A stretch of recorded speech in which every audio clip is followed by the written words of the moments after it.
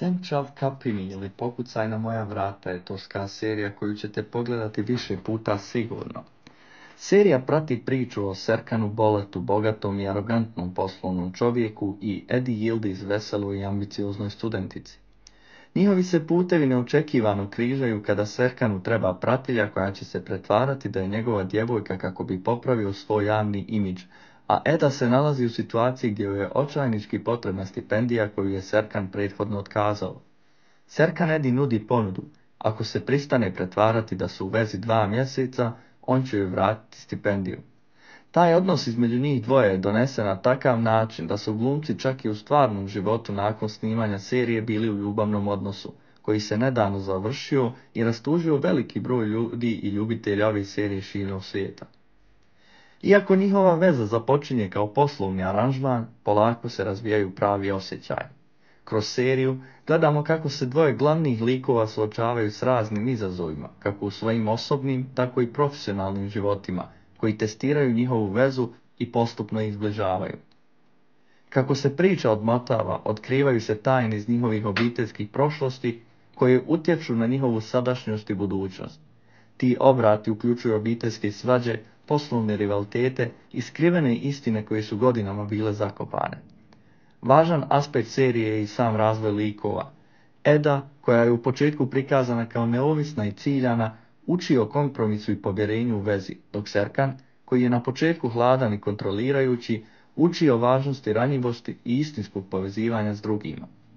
Bez da otkrivam previše o samom kraju, Pokucaj na moja vrata završava na optimističan i zadovoljavajući način, ostavljajući glavne likove na putu prema sretnoj budućnosti zajedno, dok su istovremeno riješili mnoge od svojih prethodnih sukoba i nesporazuma. Serija je mješavina romantične komedije i drame, poznata po svojoj hemiji između glavnih likova, zanimljivim sporednim likovima i pričama, te lijepim prikazima Istanbula koji dodatno obogaćuju priču. Central Capini je postigla veliki međunarodni uspjeh i ima snažnu fan bazu širom svijeta. Naravno, evo i detaljnije analize glavnih likova, te i onih sporednih.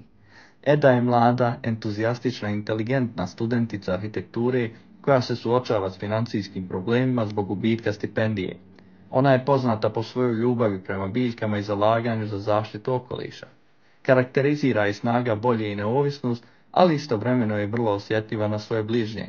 Kroz seriju Eda se razvija kao lik, učeći kako se nositi sa situacijama koji se ne uklapaju u njezine planove i kako otvoriti svoje srce prema drugima, posebno prema Serkanu. Serkan je uspješan poslovni čovjek, nasljednik obiteljskog poslovanja u građevinskoj industriji. On je inteligentan, oprezan i racionalan, ali istovremeno nosi teret traume iz prošlosti. Serkan se u početku prikazuje kao hladan i distanciran, ali kroz seriju otkrivamo slojeve njegove osjetljivosti i ranjivosti. Glavni Serkanov sukob proizilazi iz suočavanja s prošlošću i potrebom da se nosi s obiteljskim tajnama koje utječu na njegovu sadašnjost i budućnost. Odnos između njih dvoje se temelji na početnoj poslovnoj transakciji koja se pretvara u pravu ljubavnu vezu. Njihov odnos prolazi kroz mnoge faze, uključujući početne nesuglasice, postupno povezivanje, ali i vanjske prepreke koje ugrožavaju tu vezu. Kroz različite situacije oboje uče jedno od drugog, gradeći povjerenje, otvarajući se emocionalno i suočavajući se s vlastitim strahovima i nedostacima. Uz glavne likove, serija sadrži niz sporednih likova koji dodaju dubinu priči i često imaju vlastite emocionalne i osobne arke. Obiteljski članovi, prijatelji i kolege likovi pružaju kontekst i podršku glavnim likovima, ali također imaju svoje vlastite priče i izazove.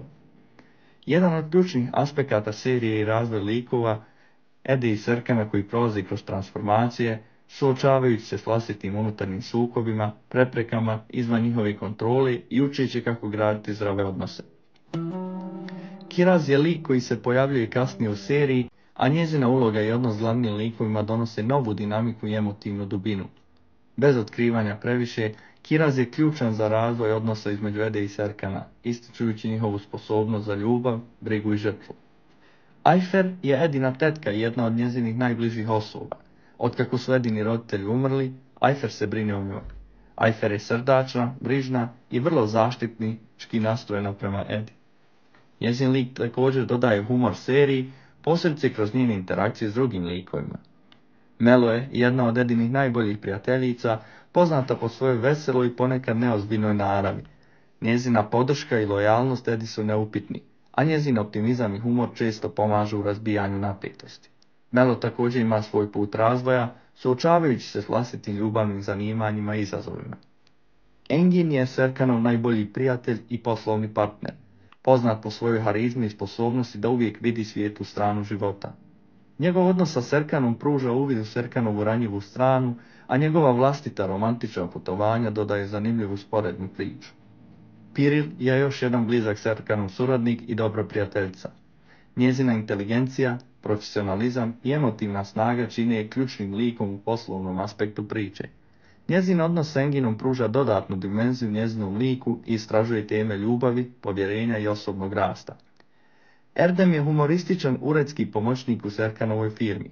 Njegove neuspjele pokušaje da impresionira druge i često smiješne situacije pružaju komično olakšanje.